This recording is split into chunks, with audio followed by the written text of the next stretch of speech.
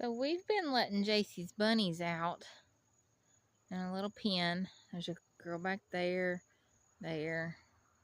She's got 6 big girls.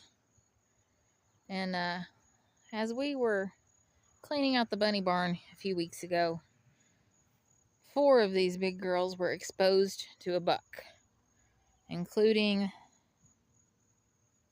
all 3 of these. And this one here has dug a trench.